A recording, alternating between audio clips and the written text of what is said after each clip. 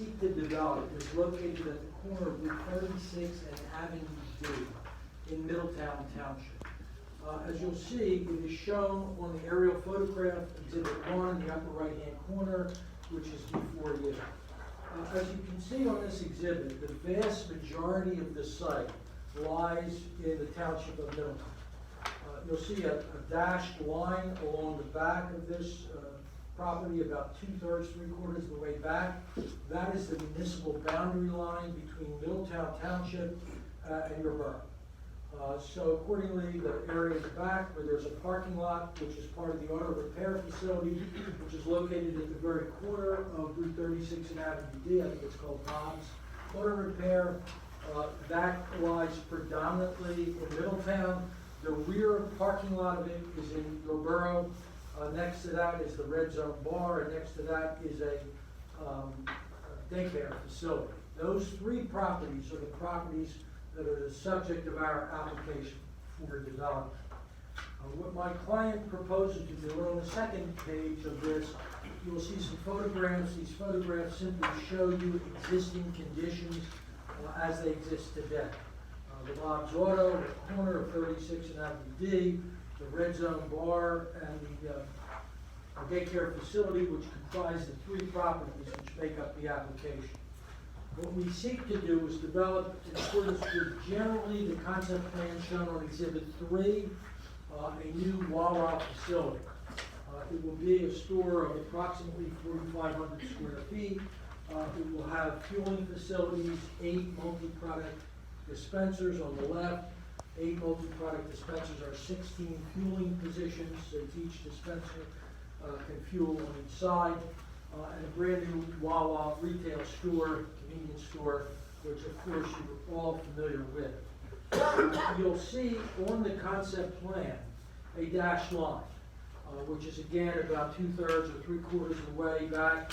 Again, that represents the municipal dividing line between Middletown Township and your borough to the rear. The portion zoned in Middletown Township, or the portion lying in Middletown Township, is zoned commercial. The WaWa isn't permitted use in that zoning district. However, the portion lying in your borough is zoned residential. And as you can see on this concept plan, we have what are known as accessory structures in the borough, in your community. And those accessory structures consist predominantly of some parking spaces, a solid waste enclosure. We will also have considerable landscape buffering in and along the rear of the property.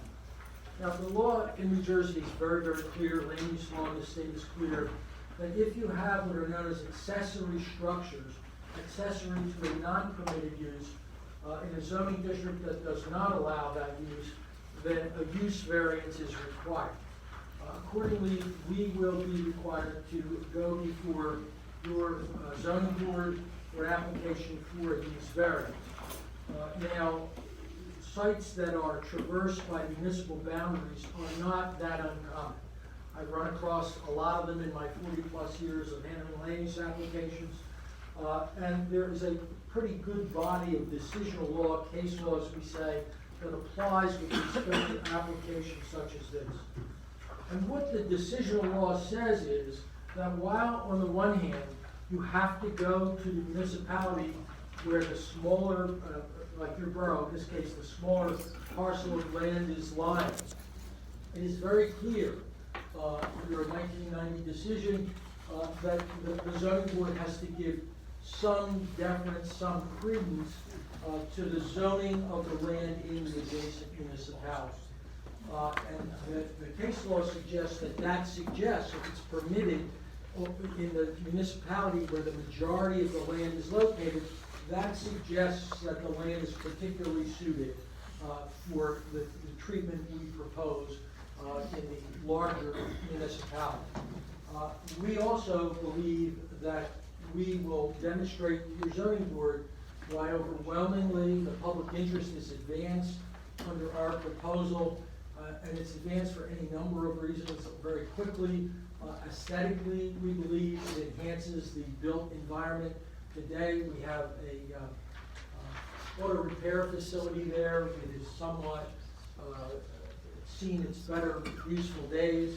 It is certainly not the highest, best use of the property. It is not attractive. The Redstone Bar, while I don't mean to cast any aspersions on the operator, I believe he's in the room this evening, but it's, again, it's seen a better day. And if you look aesthetically today at the aerial, you'll see that the paving that traverses the municipal boundary today is much greater than the paving that we proposed under the WaWa application. Our application to your zoning board will show that we will reduce impervious surface significantly, thereby creating better enhanced stormwater runoff. We will show that aesthetics will be enhanced. We will be significantly buffering the adjacent residential properties located to the north, as shown on the concept plan, Exhibit 3. We will be showing that WaWa is a good corporate citizen. I don't know if you're aware of this. I've represented WaWa in New Jersey since the mid-1980s. The company is today almost 45% owned by its employees. The employee stock ownership plan, the ESOP, owns approximately 45% of the company. The stores are not franchised. The company owns and operates every store. They care about their stores. They're well-maintained stores. They're proud of their reputation for the maintenance of their stores. They're responsible corporate citizens in communities in which they exist. And they have a very good code of work ethic and code of honor and give back programs to the communities in which they exist. So for any number of reasons, we believe that the public interest will be advanced by this initiative.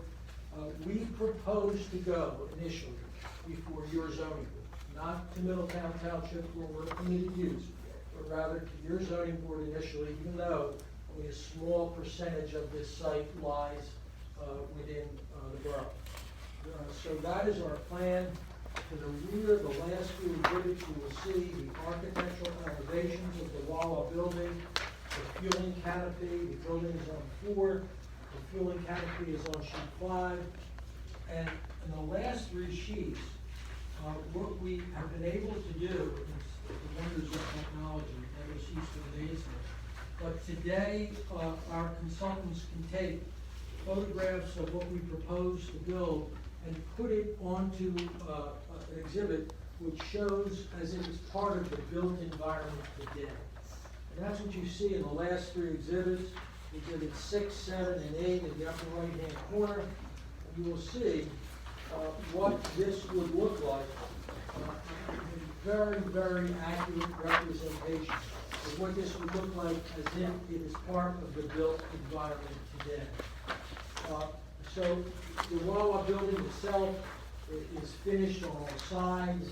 They take care in the lighting is indirect lighting. WaWa's won awards for dark sky and not, over lighting and indirect lighting in their facilities. They've won awards for their design. The building is finished on all sides. The parapet walls and the roof screen all the mechanical equipment.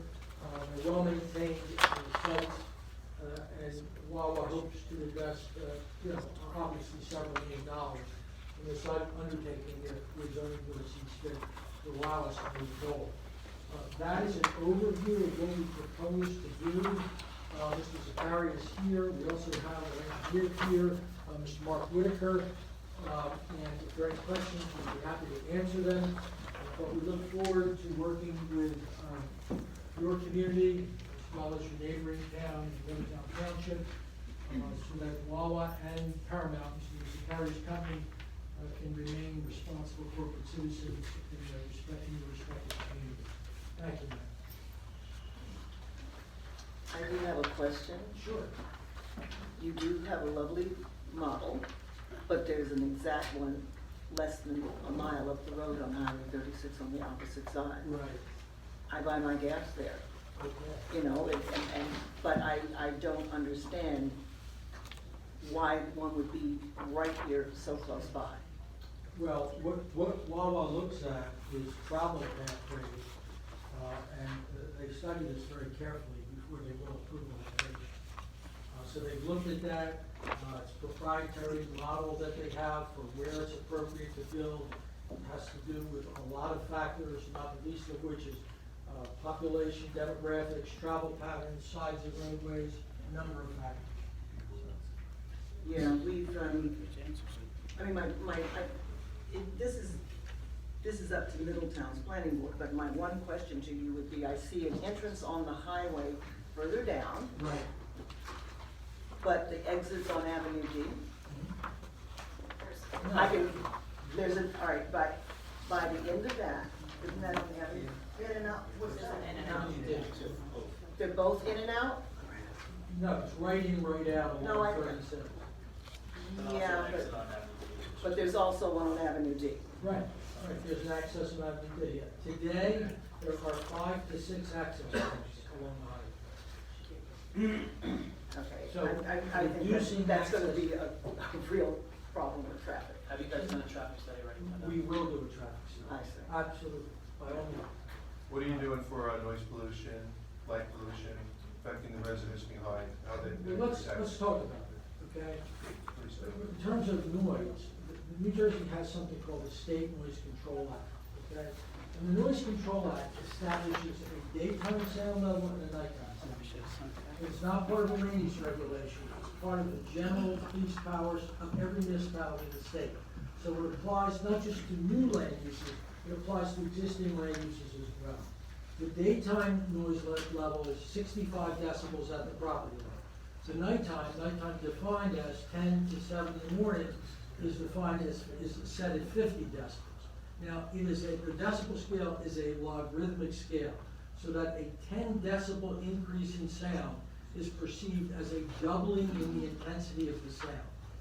We will, in all cases, meet both daytime and nighttime noise level with respect to this. The predominant noise is from rooftop mechanical equipment. It will all be screened and shielded.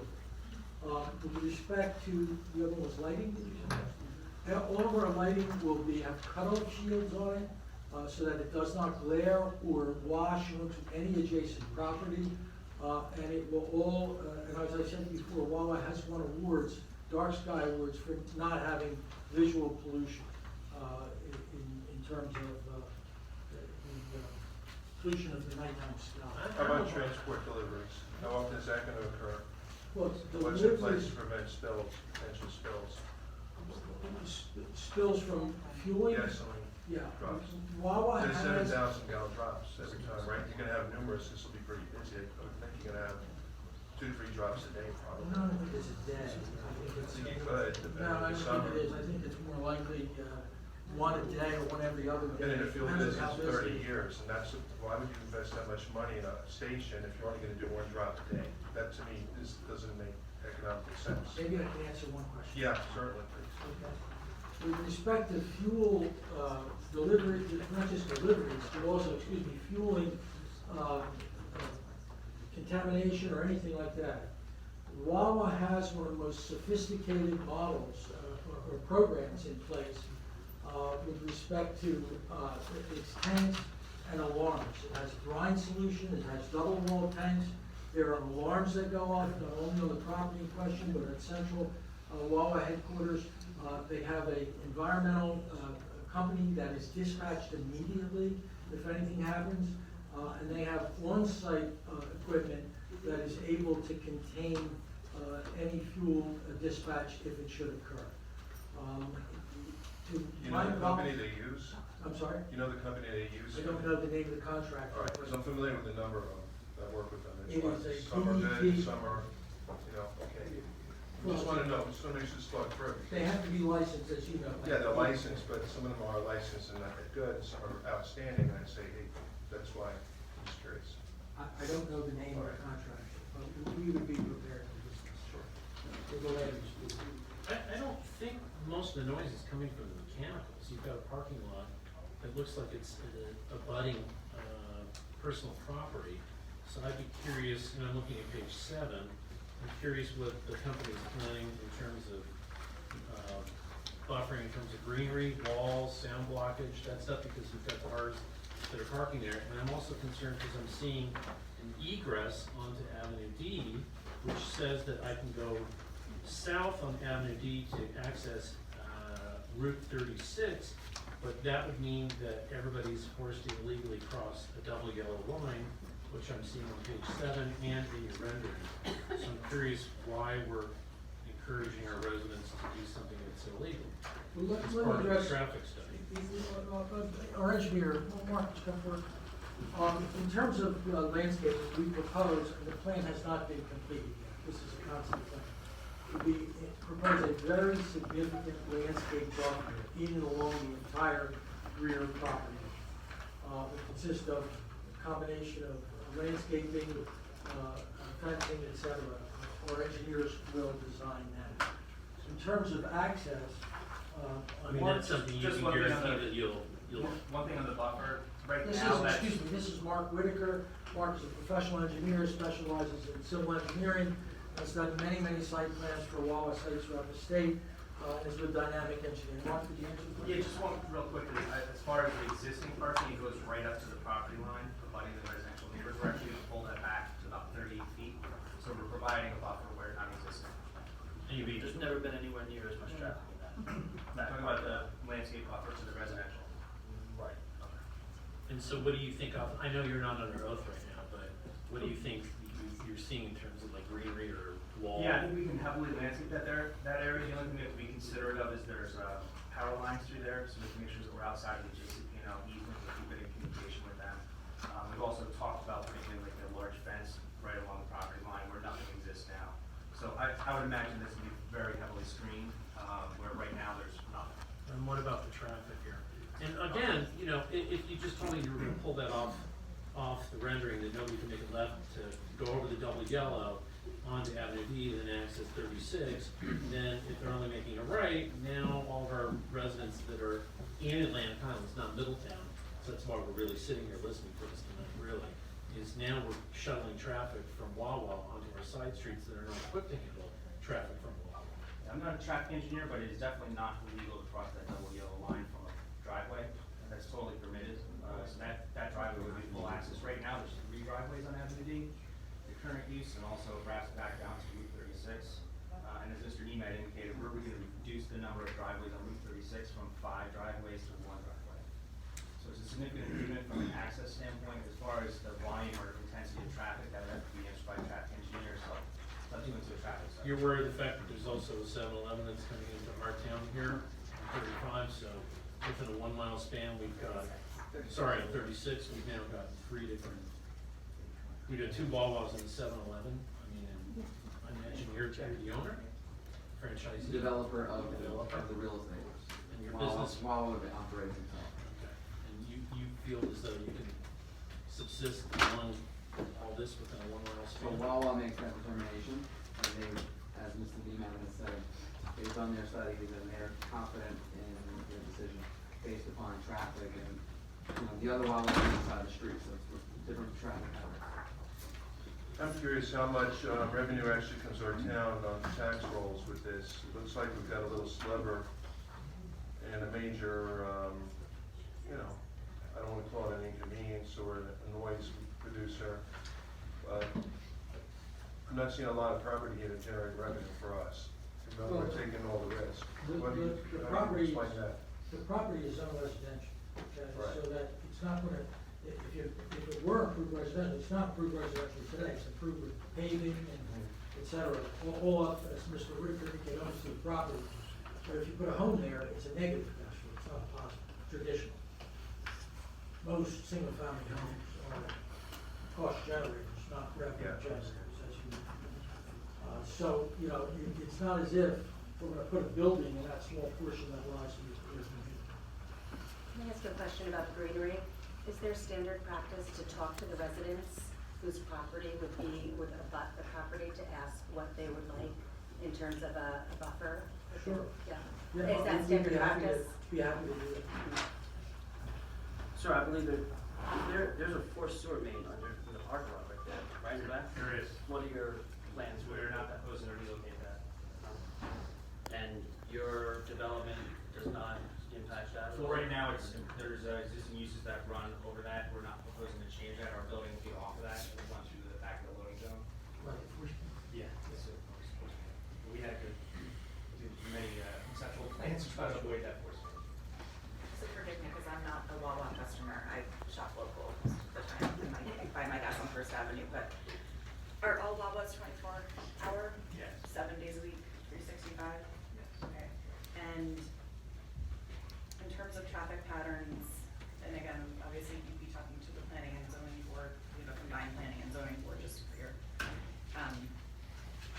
would you be prepared to do extensive traffic studies at different times of day when we're talking about a 24/7? Proactively doing that? We do traffic studies based upon the protocols that DOT requires for traffic studies. There's a standard protocol that's done. The traffic engineers look at the highways peak, the AM, the PM peak, the Saturday peak. That's traditionally the peak period. That's when the traffic engineers look at it. So they take a most conservative or a worst case position, and then they look at the traffic counts, they layer on the volume that we're going to create, and then they look at what is needed, if anything, in terms of mitigation. That's the standard approach that a traffic study takes. It's the only approach a traffic study takes that's done in conjunction with development, both in New Jersey and national. Thank you. And I might have another couple questions after the public. I've got a question. So essentially, the strip of land that is in Atlantic Highlands, it's such a narrow passageway there. I don't really understand how you absolutely necessarily have to have that with your plan. Could you not build what you're trying to build without encroaching on our, We can't, and let me explain to you why. Yeah. One of the things the DOT requires is, if you see on the left-hand side of the plan, there's an entrance driveway. Yes.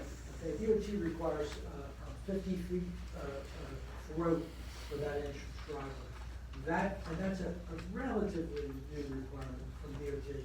And that's so that if anybody comes onto your site, whatever the land use is, whatever your commercial land use is, so that they don't stack out into the right-of-way of the state highway and thus cause a hazard.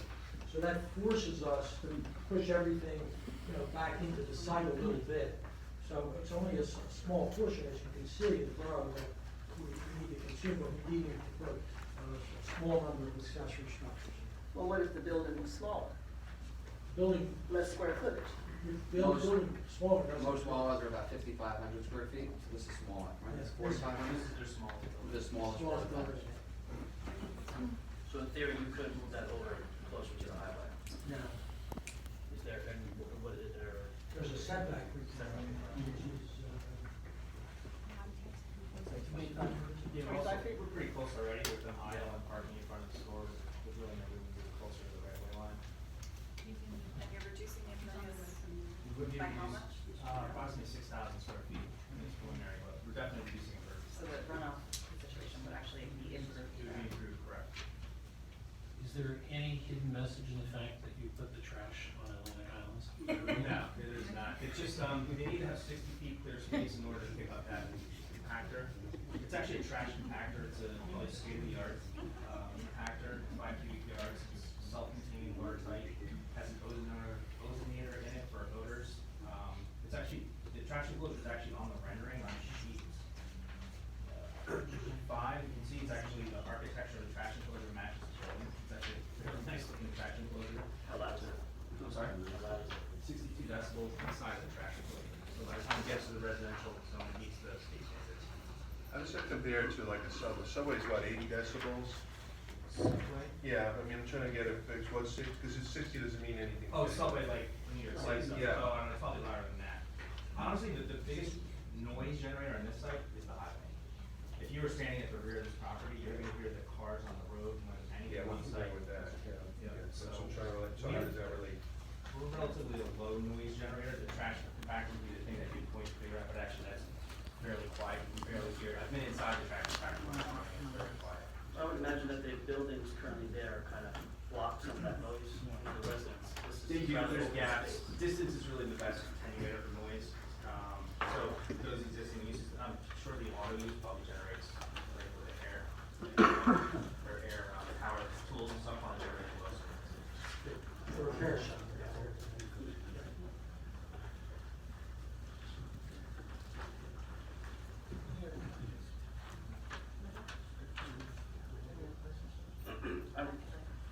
What other control methods are you using to minimize the noise and stuff, just outside of what you said? Anything else, any noise sound walls or nothing like that, or just? Well, we're still in the design stage, so we're not finished with the buffer design. So, we're just, it's a bit of a work in progress, so. Would you complete that prior to requesting your use variance? Yeah, we're gonna discuss that with my design team and hopefully accept it. What hours would you take fuel? I'm sorry, What hours would you take transports? And It's a completely on-demand system. so It's it could be middle of the night? It is automated. That's why the tanks are up closer to the highway. Yeah, I noticed that. You have any idea where the stormwater management is? There's an existing, so the green area looks like there's trees, that's actually a wetlands area with outfalls. So we'll probably connect to that, there's a storm pipe that runs through the back of the site. Since we're reducing the amount of runoff, we'll just connect to that storm pipe and continue to discharge off to the northeast. There's very little that goes to the state highway now, so we can't send any more volume or flow to the state highway. And tapping into that has no other effect? No, that's where the water goes now, so we're actually reducing it. We're gonna reduce it for all storm events. You have a water quality storm, the tier storm, as well as the 10, the 25, the 100, we'll be reducing. And you do an environmental scan as well of the traffic, has that already been completed? So it's phase one? Yeah, that will be done. It will be done for the planning board, it's review. Please submit that to the commission. The zoning, it's a phase one. Phase one, yes, sir. Our zoning board is a planning board, zoning board Oh, combined. it's unified board. Unified board. Just, so you know. Do you need to provide a northerly egress onto Avenue D? Is that required by law? You have to have a second means of access. No, I mean, can you make it a left-hand turn only to go towards Route 36? Do you have to direct traffic towards the next? Certainly look at that, instead of heading north into the residential community. Correct. My guess is, doing the amount of WaWas that I've done, that if we did that, years later, people are gonna come back and want that access so that they can turn right back into the residential neighborhood, because it's gonna be the residents that use this particular store, but you can certainly look at that. Mr. Murphy, did you bring up your concern? I did.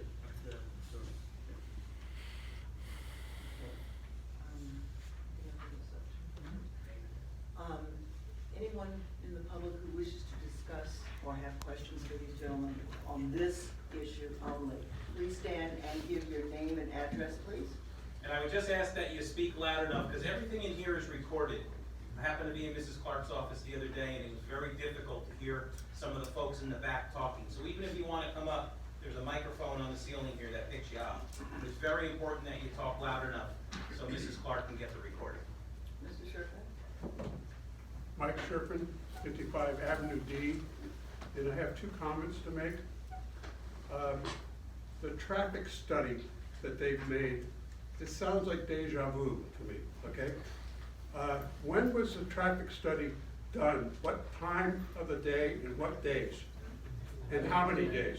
That's my question. Not yet. Okay, when do you anticipate doing this? Once we're authorized to do it, we'll move forward, but it will be done on, AM peak, PM peak hours, and Saturday peak hours. Peak hours, what peak hours? The The peak hours roadways- is traffic. The traffic engineers are very careful to make sure they do the traffic study at a representative peak period. So that's critical to all traffic engineers.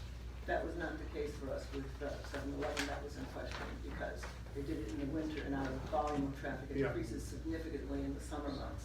Well, I've seen that happen because sometimes they can't, go back in time when vis-à-vis when their land use application is there. But sometimes there's ways to adjust for that, to account for that. But I would caution the council and the planning board eventually to take a close look at their traffic studies. Because I've heard these traffic studies before where they say, oh, we did a traffic study. We took one day and we did it at 1 o'clock in the afternoon. Okay, they call that peak traffic hours, okay. I've heard that, I would keep a close eye on that, okay, that's critical. So potentially tonight, Mike, we might have a new ordinance that would require all developers to do a minimum of 2 weekdays and 1 weekend day, and they would have to do 4 reporting periods per day. Yeah. And that would have to include AM and PM peak. Okay. So that way we get a more accurate view. of But what the the critical thing is, AM could be 10 o'clock. That's well past the ferry, okay? The ferry traffic. It could be done at 8 PM, okay? It could be done at 4 PM, okay? Well before the ferry traffic and local traffic, ferry and local traffic, okay? They all occur at the same time, you know, early in the morning. And I'm not gonna help them by telling them, they can look at the schedule themselves to see what that means.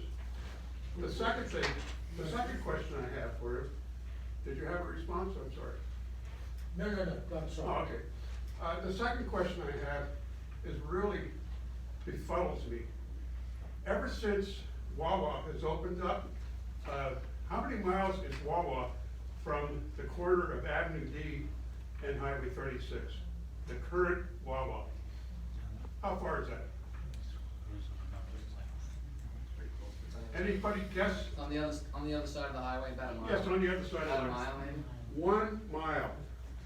Do we need a second WaWa when one is 1 mile away? I've been dealing with WaWa for years, ever since they put it in. For me to take a right-hand turn, go down to WaWa, go and make that turn into WaWa. I've done it dozens, hundreds of times, coming east on 36 and going west on 36. There was never an inconvenience to me to go to WaWa. I go there for food, got great food, and I go there for gas, great prices. Why do we need another WaWa 1 mile away from us? 1 mile away from the current, the one that they're proposing.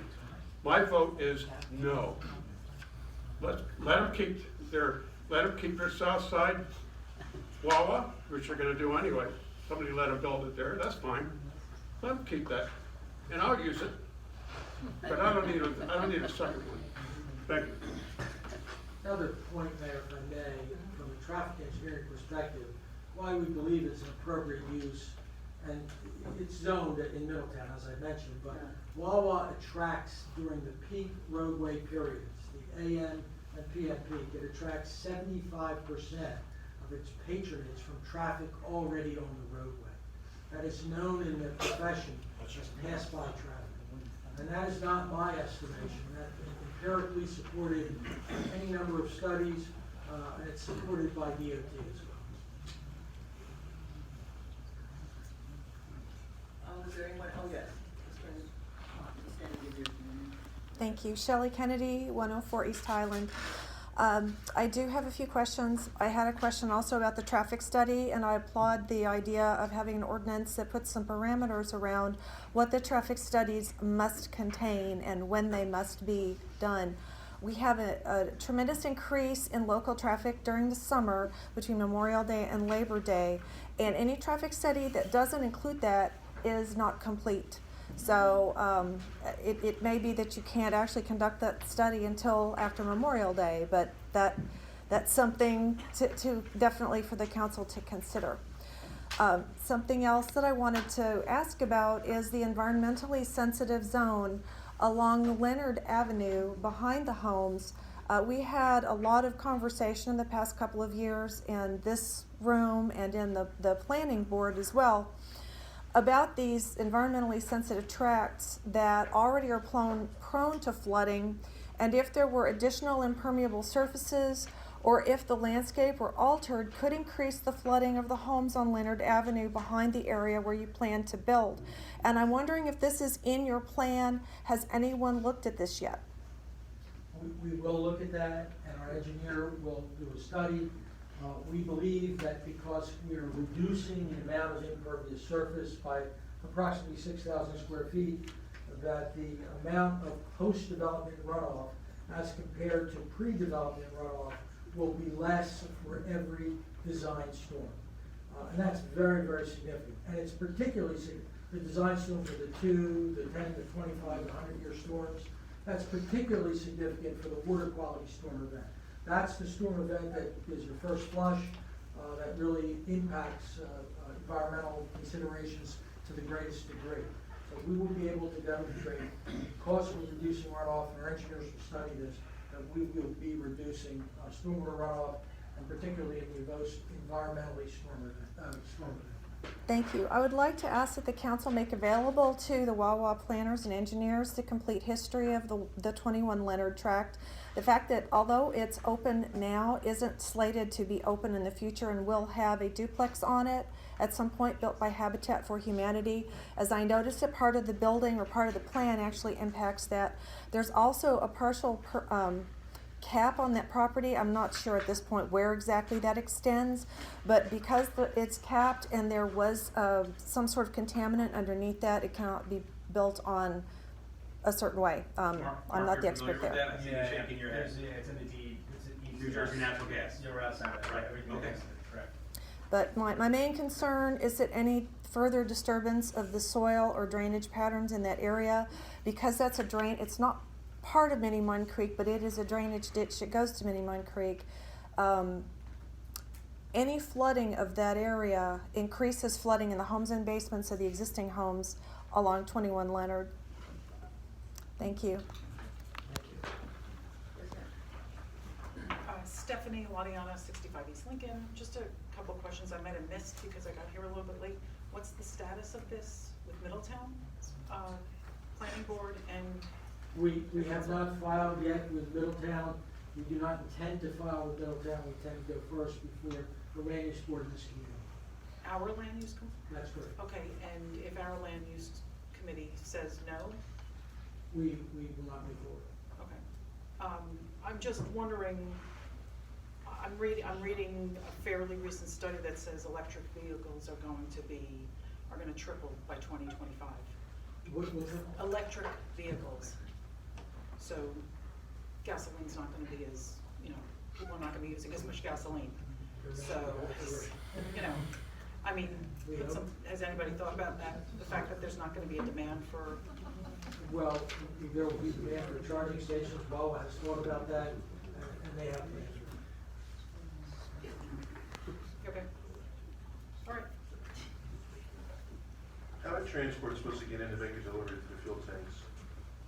We will, our engineers will study that. We'll have the turning templates applied to it to make sure that the design vehicles can access it and make the appropriate turning movement. Because when I'm looking at, they're gonna drive along the backside closest to the homes here, and if this is 24 hours a day, you're gonna have transports driving, potentially back and forth, depending on, in the evenings, could be 2, 3 in the morning, 4 in the morning.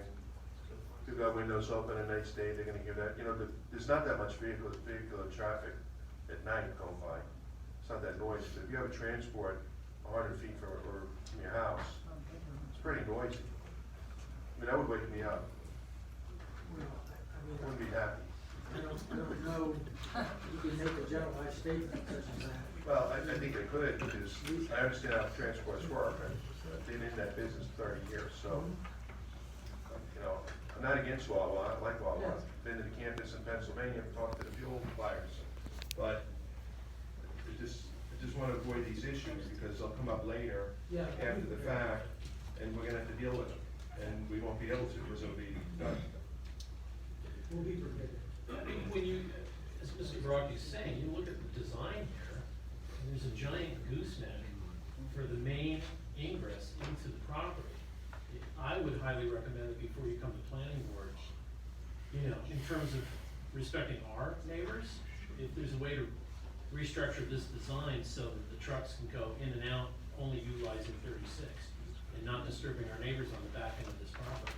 I don't think there's a legal way to keep WaWa from coming here, but I would just ask that you look at this redesign and try to eliminate our neighbors completely from this plan. Don't have people, because by the way, they can't go down Leonard, because that's a one-way street, if I'm correct. So they're gonna go down Washington instead. Just forcing all the traffic that you're gonna get, I'm sure you've done your math, and there's a 7-Eleven, there's another WaWa, so now we got 3 convenience places within a mile of each other, and we're forcing all this traffic on East Washington, which is not built or equipped to handle traffic.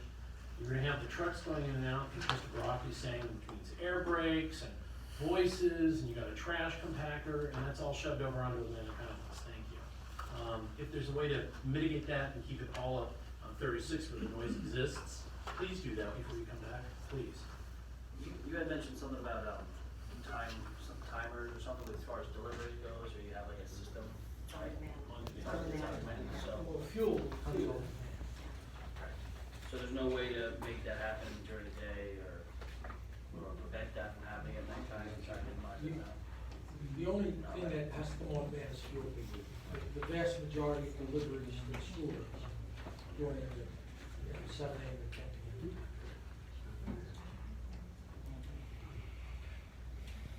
Yeah, Mr. Chairman, 20 Harborview, there's already a gas station there, right on the opposite corner.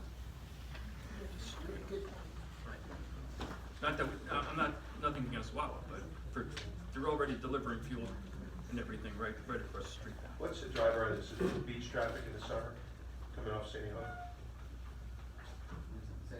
What's the driver of this economically? Is it beach traffic off Sandy Hook, coming back? I'm not in real estate, I don't choose the sites. Just curious. I guess it would just be that pass-through traffic. That's my traffic. But the other WaWa that's under construction that takes up a considerably larger amount of land is further down towards the parkway. So you'd still be getting that traffic on that side going towards the parkway. In Sayreville? No, not Sayreville, it is in Hazlet. About 8 miles down, We can have someone from WaWa come the next time and talk about. just how saying, they do their they would get that traffic going in that direction already, just before the parkway. Any other questions from the public on this?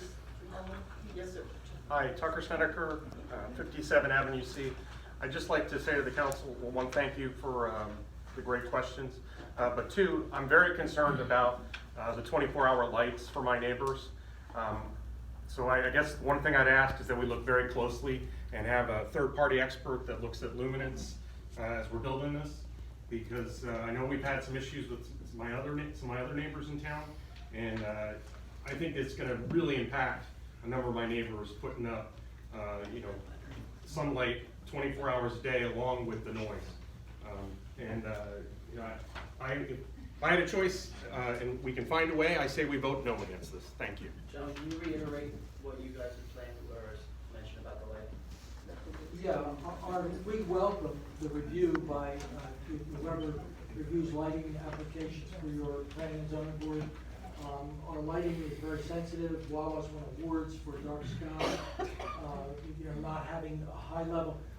What you've seen, if you look at older service stations, you'll see under the fuel canopies, traditionally what would happen is you would see just a light put there with no screening, no shield. WaWa uses predominantly indirect lighting to the extent that they need lighting for the parking fields. They have cutoff shields so that none of the light washes onto any surrounding properties, or none of it is visible in terms of the light source, the source of the lighting from the adjacent properties. It just looks like, and we model it through a company, Red Leonard, I believe their name is, and they model it and they show what the property will look like, not only during the daytime, but also during the evening. And we will be prepared to show that. I'm sure you reviewed any lighting ordinances that we have in town. We will. Okay. We will. What's your timeline for the research and to come back? It sounds like you have a lot of studies to do, some revisions to make. Yeah, before we present it to the land use board, the planning and zoning board, yes. Yeah, do you have a timeline for how long that will take? As soon as possible. We're still looking at other aspects of the site in terms of where easements lie, where different aspects of it, elevations, et cetera. That'll be done in the next few months. Mr. Pissarro? Jimmy Pissarro, 32 Neighborsink Avenue, Atlantic Highlands. I did walk in a little late, and I don't think it got mentioned yet. Henry Hudson Trail. Yeah. The amount of traffic that's on Henry Hudson Trail in the summertime, all the bicycles, kids, you're dumping right straight across from it. What study has been done on that, and what are you doing on that? Do you know about the Henry Hudson Trail? Yeah, I know about the trail. We haven't done any studies per se on that. that'll come down in the traffic report as far as the amount of traffic that's on Avenue D. There's really no opportunity to continue the Henry Hudson Trail, to the east because of the wetlands. So I would imagine if the Henry Hudson Trail does continue in this area, it would go north and then back to the residential neighborhood and then connect back, further towards the Henry Hudson. That's what it does now, but you still have a lot of bicycle traffic going both ways, on and off that We'll trail. definitely consider And the that. summertime is a lot heavier than like right That now. actually was dangerous to me. Because it looks like from the back corner of the property, you're like 25 feet from the back corner, you're almost straight across from the bike path, where you're dumping tractor trailer backing in or whatever you're putting there. Our traffic engineer will do an extensive analysis. Yes. Mike Sherman, 55 Avenue D. I thought I asked the question, why do you need a WaWa 1 mile away from the WaWa you already have? I don't recall hearing an answer. Because it's a permitted use. Let me finish. Yes, sure. The question was asked, is Sandy Hook traffic the driving force behind corporate making the decision to build a WaWa 1 mile away from their other WaWa? What is the corporate drive? They think Because Sandy Hook is just summertime, not 24, it's not 365 days a year, it's all year, okay? I mean, it's just summertime. So I would like to know what your corporation, how they made the decision. What is their driving force for putting a WaWa there? Secondly, I agree completely with the traffic, the bike traffic coming off of Henry Hudson Trail. Our chief has been patrolling Avenue D for, what, a couple of months now? About 34 years. Okay. He knows better than anybody sitting at this table, the developer, okay? And he probably knows better than anybody sitting on the council, okay? What the traffic situation is on Avenue D and how it's impacting on those moms with their kids on bikes coming across right in front of all their trucks coming in and all their cars coming and going.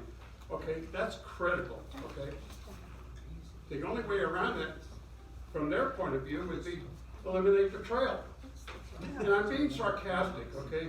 But seriously, now you're gonna dump traffic back onto Avenue D, especially now that we have a chief that's come up with a solution to control speeding and traffic.